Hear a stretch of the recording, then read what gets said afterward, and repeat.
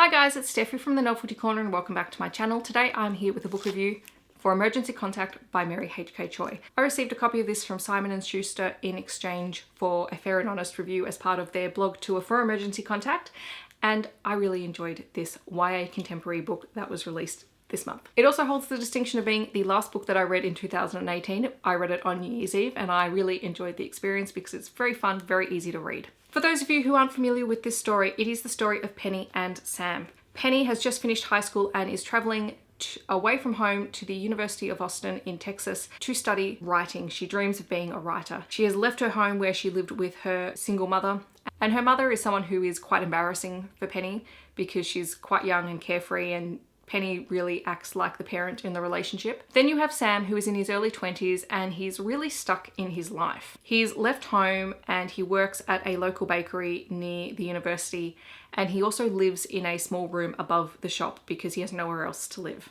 He still dreams of becoming a famous documentary director, although his life has sort of thrown him some setbacks, including a very concerning issue surrounding his ex-girlfriend who he's still in love with, but they're absolutely terrible together. They're on off again all the time. Penny and Sam's paths cross when Penny ends up being roommates with someone that Sam knows, and one day they have a very awkward encounter after Sam finds out some news that really throws him for a loop, and he ends up having a panic attack, and Penny tries to help calm him down, and as such they exchange phone numbers and become each other's emergency contacts, which then leads to a whole series of text messages from one to the other as the two develop a friendship purely through text, because it's a whole lot less embarrassing for both of them than a face-to-face friendship because there are no commitments to it and you don't have to look someone in the eye.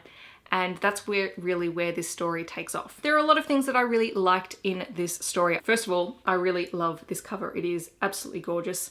Pinks, blacks, whites and golds, my favorite color combination ever. I really liked the awkwardness of both Penny and Sam in this story. I think it's really relatable, and it really shows that in the modern age when things go wrong and everyone else around you seems like they've got everything completely sorted, that you can feel like you're the only one, and as such it sort of leads you to feel like you can't talk to anyone, which is where those text message conversations really come in handy, because it is a lot easier to talk to someone when you don't actually have to see them looking back at you, and you don't worry so much about whether they're judging you because you can't see their expression. Text and even online conversation is completely different to when you converse with someone in person. So I think that was really relatable. I also liked how Sam doesn't have his life together. He is the older of the two, and yet he's got no clue what's going on or how he's even going to, break even with money on a day-to-day or week-by-week basis. And then he's thrown for an absolute loop when Lorraine, his ex-girlfriend, comes back with unexpected news, and it really sends him freaking out, and that was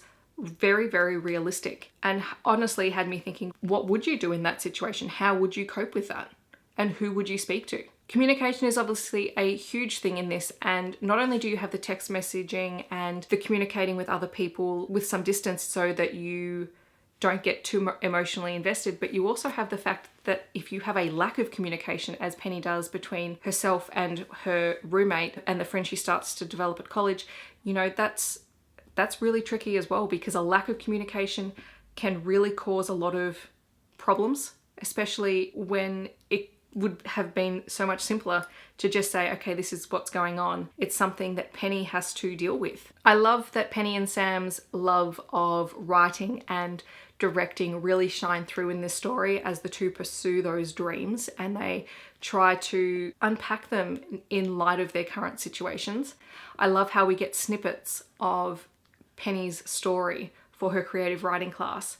And I mean, I really loved the story too. That was just creepy. I loved how we begin to see Sam get back into directing and following local stories and local people. That all felt very real and very natural. And given that this is a contemporary setting, I thought, it's a lot more believable than someone going out to shoot a blockbuster action film sort of thing, which, you could very possibly do, because this is you know, a made up world, but I love the fact that it was so grounded in reality. Plus I loved all the pop culture references in here, which had me giggling all the time. There are a few things that I wasn't a huge fan of. I really struggled with Penny's relationship with her mother, and I think that the way that Penny reacts to her mother, who yes is embarrassing and yes does not act her age, that felt very much like a teenager's response to their parent, which is fine because in the context of the book that's what this is. But I also think that it took Penny a long time to realize that it's not just her mother who is the issue, that it's Penny herself.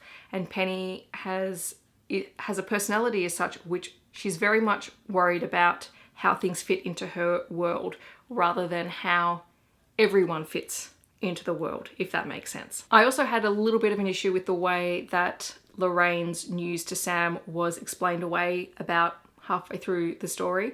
It just felt like that was a little bit rushed, but it wasn't the main part of the story. It was more a catalyst for how Penny and Sam's paths cross, so I can forgive that. I almost felt like it should have been unpacked a little bit more. So overall, this is a really, really wonderful young adult contemporary story, one of the best ones I've read in a while. I highly recommend it. However, I will say there are a couple of trigger warnings just for people to be aware of.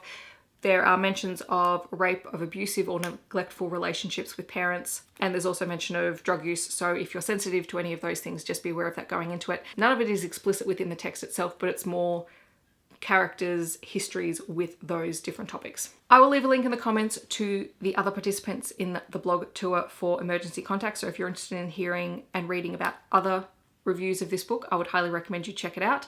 I hope that wherever you're in the world, you're having a wonderful day, and I'll catch you guys in my next video. Thanks so much for watching. Bye guys.